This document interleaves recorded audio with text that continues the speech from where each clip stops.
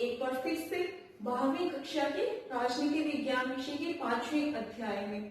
तो इस अध्याय में हम आज क्या पढ़ेंगे? हम आज पढ़ेंगे 1971 का चुनाव और कांग्रेस पार्टी का पुनर्स्थापन। इसके पहले हम क्या डिस्कस कर चुके थे? इसके पहले हम पढ़ चुके थे कि कांग्रेस के एक दल के प्रभुत्व का दौर किस प्रकार से समाप्त हुआ। यानी कि एक बार हमने देखा कि कांग्रेस पार्टी पतन की ओर गई चौथे आम चुनाव में। केंद्र में भले ही कांग्रेस की सरकार बन गई थी, लेकिन उसे वह अप्रत्याशित बहुमत नहीं मिला जो पहले 3 आम चुनाव में उसे मिलता आया था। और हमने ये भी डिस्कस किया था कि किस प्रकार से 9 राज्यों में कांग्रेस पार्टी की सरकार सत्ता से बेदखल हो गई थी। और फिर हमने पढ़ा कि 1967 के चौथे आम चुनावों के बाद किस प्रकार से कांग्रेस पार्टी फूट का शिकार हुई और 1969 के जो राष्ट्रपति चुनाव थे वो इस दिशा में निर्णायक सिद्ध हुए और जो कांग्रेस पार्टी थी वो 2 धड़ों में बंट गई। और इसके बाद जो इंदिरा गांधी के नेतृत्व वाली कांग्रेस आर थी वो केंद्र में अल्पमत में रह गई थी 1969 के राष्ट्रपति चुनाव के बाद। तो इसके बाद का घटनाक्रम हम अब डिस्कस करेंगे। तो इस टॉपिक पर हमारा क्या क्वेश्चन बन सकता है? 1971 के आम चुनाव और कांग्रेस प्रणाली के पुनर्स्थापन की व्याख्या कीजिए। अब हम ये पढ़ेंगे कि हमारे देश में जो 5वें आम चुनाव करवाए गए थे जो कि 1971 में हुए थे, इन चुनावों के द्वारा किस प्रकार से कांग्रेस प्रणाली का, कांग्रेस सिस्टम का रिस्टोरेशन हुआ, इसकी पुनर्स्थापना हुई। तो हम शुरुआत कहां से करेंगे?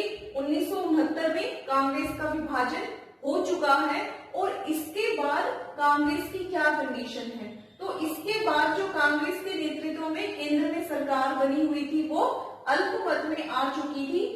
1969 में कांग्रेस के विभाजन के बाद जो इंदिरा गांधी लोकसभा में नेतृत्व कर रही थी सरकार का, उनके लोकसभा के पक्ष में 210 और राज्यसभा में उनके पक्ष में 104 सदस्य थे। यानी कि इतने ही सांसदों का उन्हें समर्थन मिल रहा था जो कि कांग्रेस पार्टी के थे। लेकिन जो उनकी सरकार थी वो किस प्रकार से बनी रही? उन्हें डीएमके और भारतीय कम्युनिस्ट पार्टी के द्वारा मुद्दों आधारित समर्थन दिया गया। यानी कि इन दलों ने क्या कहा कि हम जो इंदिरा गांधी की सरकार है उनको हम कुछ मुद्दों के आधार पर हमारी सहमति है, इसलिए उन्हें हम समर्थन दे रहे हैं। और जो इंदिरा गांधी की अल्पमत सरकार थी, यानी कि उनके पास आधी से ज्यादा सीटें नहीं थी, लेकिन इनके समर्थन से उन्होंने अपनी सरकार बनाए रखी और इंदिरा गांधी की जो अल्पमत सरकार थी वो केंद्र में बनी रही। तो इंदिरा गांधी ने इस दौरान, जब उनकी सरकार अल्पमत में थी, इस दौरान उन्होंने क्या किया? समाजवादी ढंग से अपनी सरकार को उन्होंने चलाया। समाजवादी ढंग से चलाते हुए उन्होंने क्या नीतियां अपनाई? उन्होंने भूमि सुधार, भूमि हदबंदी, मतलब इस प्रकार के कार्यक्रमों को उन्होंने लागू किया ताकि जनता में ये मैसेज जाए कि वो अपनी सरकार को समाजवादी ढंग से चला रही है। और इसी बीच फिर 1971 तक आते आते, यानी 1970 के एंड तक इंदिरा गांधी को लगने लगा कि दूसरे राजनीतिक दलों पर अपनी निर्भरता उन्हें समाप्त करनी है, अपने आप को संसद में उन्हें मजबूत करना है, अपने कार्यक्रमों के पक्ष में उन्हें जनादेश हासिल करना है। यानी कि ऐसा ना हो कि वो सिर्फ इनकी बैसाखी के सहारे अपनी सरकार को चला रही थी, ऐसा सिद्ध करने के लिए कि वो इन्हीं पर निर्भर नहीं है, उन्हें जनता का भी समर्थन है। इसके लिए उन्होंने क्या किया? दिसंबर 1970 में उन्होंने लोकसभा भंग करने का फैसला लिया और उन्होंने राष्ट्रपति से सिफारिश की कि जो वर्तमान लोकसभा है उसे भंग कर दिया जाए। और राष्ट्रपति ने उनकी सिफारिश मानते हुए चौथी लोकसभा को भंग कर दिया और फरवरी 1971 में 5वें आम चुनाव हुए। तो अब हम क्या डिस्कस करेंगे? 5वें आम चुनाव का घटनाक्रम और 5वें आम चुनाव के बाद किस प्रकार से जो कांग्रेस प्रणाली है उसका पुनर्स्थापन हुआ। करेंगे 1971 के आम चुनाव। 1971 के जो आम चुनाव थे उनमें विपक्षी दलों के द्वारा कौन सी रणनीति अपनाई गई और श्रीमती इंदिरा गांधी के द्वारा कौन सी रणनीति अपनाई। तो हम डिस्कस कर चुके थे कि फरवरी 1971 में 5वें आम चुनाव आयोजित करवाए गए। तो इसमें जो विपक्षी दल थे, जितने भी विरोधी दल थे, उन्होंने एक ग्रैंड अलायंस का निर्माण किया, एक चुनावी गठबंधन बनाया जिसे कि महागठबंधन की संज्ञा दी गई, क्योंकि इसमें कम्युनिस्ट पार्टी को छोड़कर और कांग्रेस पार्टी को छोड़ करके बाकी सभी पार्टियां शामिल थी, इसलिए इसे ग्रैंड अलायंस या महागठबंधन या महाजोड़ कहा गया। तो इसमें कौन कौन सी पार्टियां शामिल थी? संयुक्त समाजवादी पार्टी, प्रजा सोशलिस्ट पार्टी, भारतीय जनसंघ सिकंदर पार्टी और भारतीय क्रांति दल जैसी काफी सारी पार्टियां इसमें शामिल थी और इन सब ने इंदिरा गांधी के खिलाफ एकजुट होकर के चुनाव लड़ा और इन्होंने क्या नारा दिया? इंदिरा हटाओ का नारा दिया कि हम भारत से इंदिरा गांधी के शासन को हटा करके रहेंगे। तो ये थी विपक्ष की रणनीति। इन्होंने कोई विशेष राजनीतिक या सामाजिक कार्यक्रम पेश नहीं किया। इनका जो एजेंडा था वो क्या था? इंदिरा गांधी के खिलाफ था। ये एक नेगेटिव नकारात्मक अप्रोच लेकर के चल रहे थे और वहीं इनके अपोजिट इंदिरा गांधी ने चुनाव प्रचार किस प्रकार से किया?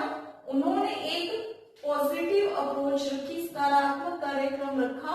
इंदिरा गांधी ने अपनी इस पॉजिटिव अप्रोच में गरीबी हटाओ का नारा दिया कि वो अगर सत्ता में आई तो देश से वो गरीबी उन्मूलन कर देंगी, पॉवर्टी इरेडिकेशन कर देंगी वो। तो उन्होंने अपने इस गरीबी उन्मूलन कार्यक्रम के द्वारा क्या किया? भूमिहीन किसानों, मजदूरों, आदिवासियों, दलितों, अल्पसंख्यकों, बेरोजगारों व गरीबों का विश्वास जीता।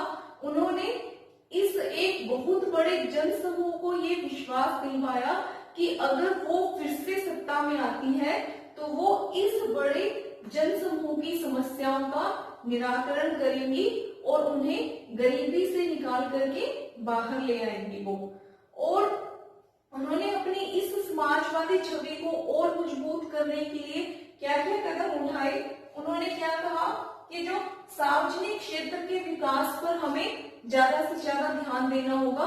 ये सब मुद्दे उन्होंने अपने चुनाव प्रचार के दौरान उठाए। 5वें जो आम चुनाव होने थे उनके चुनाव प्रचार में उन्होंने क्या कहा कि वो सार्वजनिक क्षेत्र के विकास पर ध्यान देंगी, ग्रामीण भूमि और शहरी संपत्ति की सीमा निर्धारित करेंगी और आय व अवसर में असमानता की समाप्ति की जाएगी। यानी कि अगर उनकी सरकार बनेगी तो सभी लोगों को आय की समानता और रोजगार के अवसरों की समानता प्रदान की जाएगी और राजा महाराजाओं को जो विशेष अधिकार दिए गए हैं उनकी समाप्ति के बारे में भी श्रीमती इंदिरा गांधी ने कहा कि वो कोई प्रावधान करेंगी कि जो सब लोग हैं, सब नागरिक हैं, वो समान बने रहे। तो ये थी इंदिरा गांधी की रणनीति जो कि उन्होंने ग्रैंड अलायंस की इंदिरा हटाओ के जवाब में उन्होंने अपनी ये रणनीति दी थी। तो ये 1971 के आम चुनावों के दौरान विपक्ष की और इंदिरा गांधी की चुनाव प्रचार की रणनीति थी। तो इसके बाद हम क्या देखेंगे कि जो 1971 के चुनाव थे उनका क्या परिणाम रहा। अब हम क्या डिस्कस करेंगे? 1971 के चुनाव परिणाम और उसके बाद का घटनाक्रम। 1971 में जो 5वें आम चुनाव हुए वो 518 सीटों पर, 518 लोकसभा सीटों पर ये चुनाव करवाए गए थे।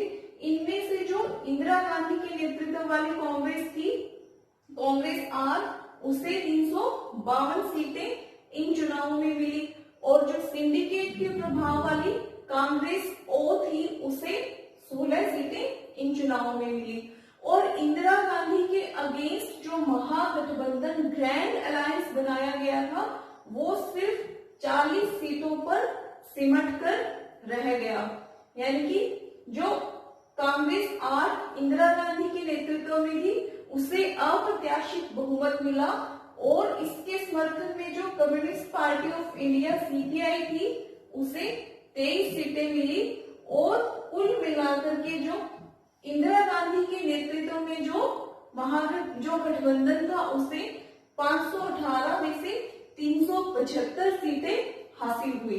तो इसमें जो कांग्रेस और सिंडिकेट वाली कांग्रेस थी और जो महागठबंधन था, इसके बड़े बड़े जो महारथी थे वो चुनाव हार गए और इंदिरा गांधी के नेतृत्व में कांग्रेस आर को भारी जीत मिली।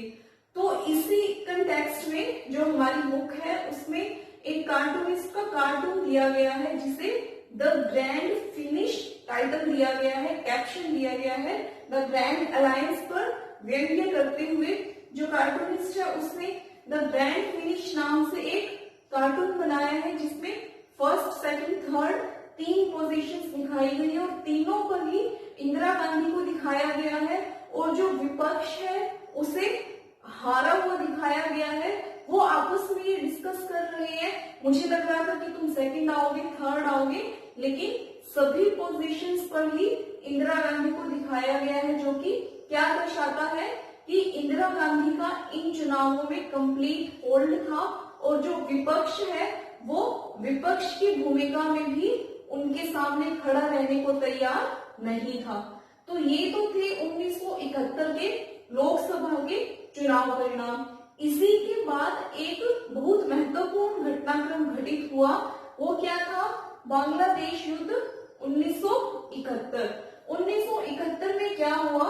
जो पूर्वी पाकिस्तान था, जो कि अब वर्तमान बांग्लादेश है, फर्स्ट चैप्टर में हम डिस्कस कर चुके हैं पश्चिमी पाकिस्तान, पूर्वी पाकिस्तान किस प्रकार बने थे, उनके बीच में 2000 किलोमीटर का डिस्टेंस था।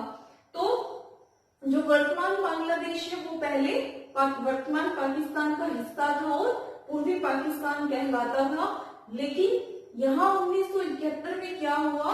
भारी राजनीतिक और सैन्य संकट उत्पन्न हो गया। तो इस संकट के बाद जो लाखों की संख्या में शरणार्थी थे उन्होंने भारत की सीमा में घुसना शुरू कर दिया और भारत को फिर इसके अंदर अपना हस्तक्षेप करना पड़ा और वहां जो सैन्य और राजनीतिक संकट था उसे दूर करने के लिए भारत को पाकिस्तान के साथ युद्ध करना पड़ा और इस युद्ध में भारत की जीत हुई और बांग्लादेश का निर्माण हुआ, यानी कि जो पूर्वी पाकिस्तान था उसको मुक्ति मिली पश्चिमी पाकिस्तान से या वर्तमान पाकिस्तान से।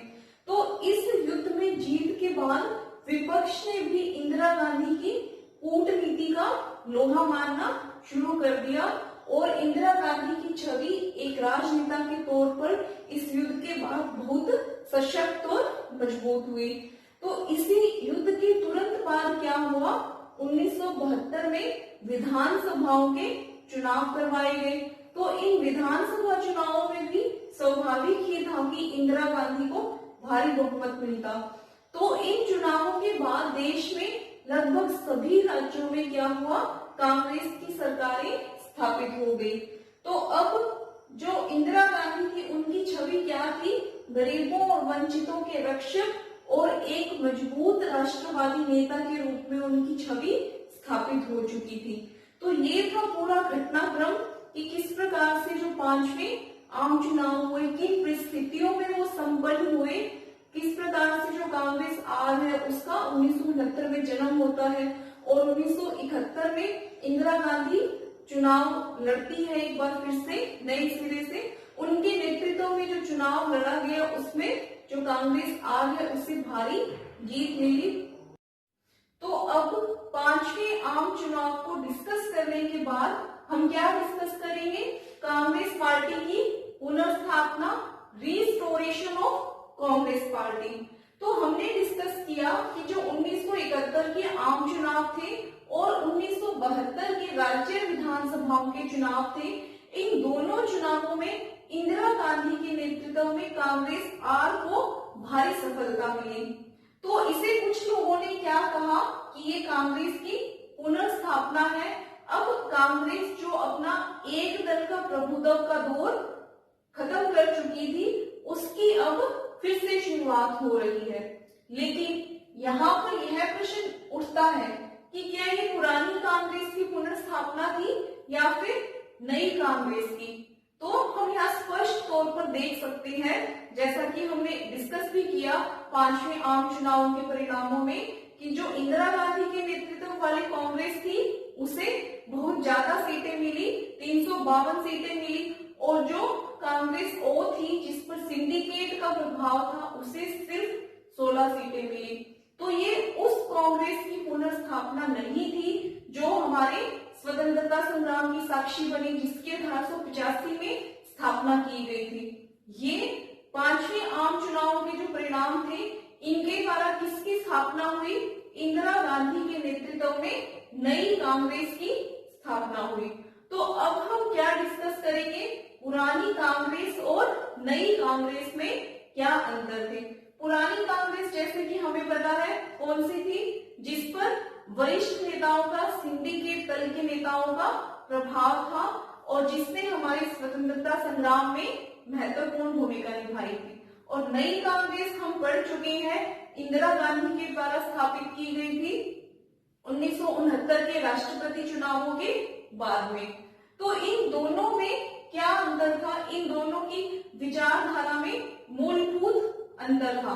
तो अब हम कुछ पॉइंट्स के माध्यम से डिस्कस करेंगे कि किस प्रकार से जो पुरानी कांग्रेस है वो नई कांग्रेस से अलग थी। तो जो पुरानी कांग्रेस थी वो किस पर आधारित थी? सिद्धांतों, नीतियों और कार्यक्रम की लोकप्रियता पर आधारित थी। जबकि जो नई कांग्रेस है वो श्रीमती इंदिरा गांधी यानी कि नेता की लोकप्रियता पर आधारित थी।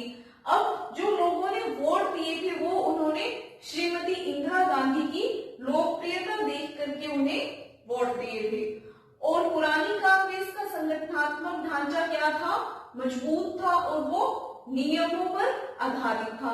इसका संगठनात्मक ढांचा मजबूत क्यों था?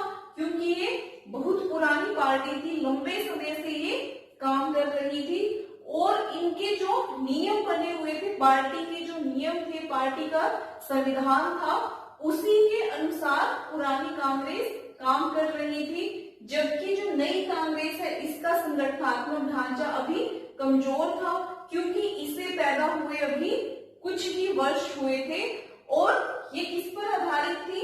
नेता की इच्छा पर आधारित थी। यानी कि इसके जो नियम थे वो क्या थे? जो श्रीमती इंदिरा गांधी की इच्छा थी वो नई कांग्रेस के नियम थे। और क्या अंतर था? जो पुरानी कांग्रेस थी उसमें विभिन्न गुटों के लिए स्थान था। जैसे कि हमने पीछे भी डिस्कस किया था कि ये एक सर्व समावेशी पार्टी थी, एक लचीली पार्टी थी। इसमें सभी विचारधाराओं, सभी गुटों के लिए स्थान था, सबका ये अपने आप में समावेशन कर लेती थी। लेकिन जो नई कांग्रेस थी इसमें विभिन्न गुटों के लिए, अलग अलग विचारधाराओं के लिए कोई स्थान नहीं था।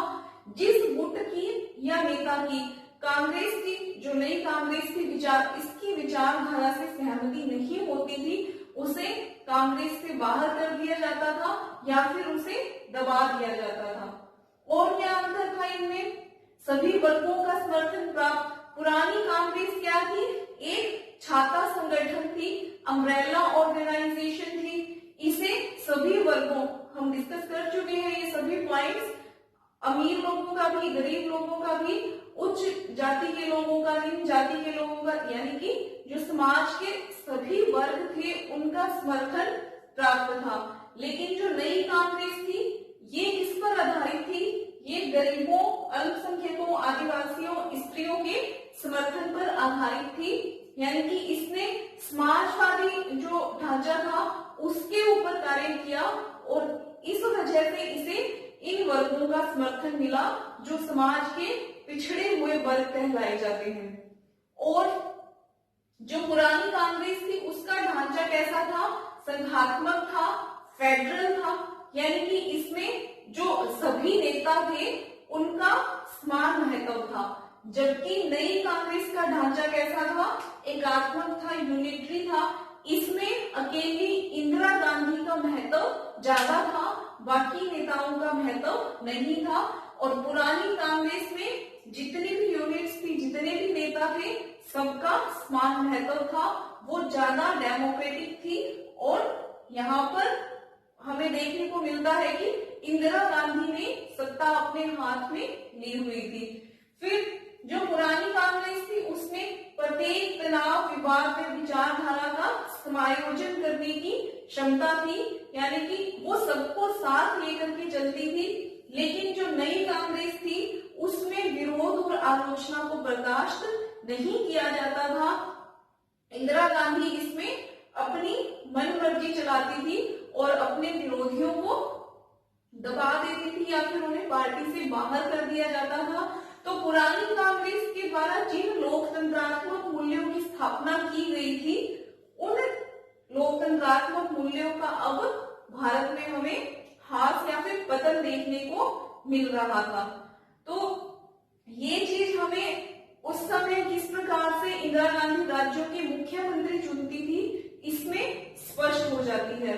हमारी एनसीईआरटी की बुक में एक कार्टून भी इस पर दिया हुआ है, एक व्यंग्य दिया हुआ है, किस तरह से वो शतरंज के मोहरे जिस तरीके से हम रखते हैं अपनी मर्जी से, उस तरीके से वो राज्यों के मुख्यमंत्रियों की अदला बदली कर रही है। तो उस कार्टून के माध्यम से कार्टूनिस्ट ने व्यंग्य किया है कि किस प्रकार से वो कांग्रेस पार्टी में अपनी तानाशाही चला रही थी।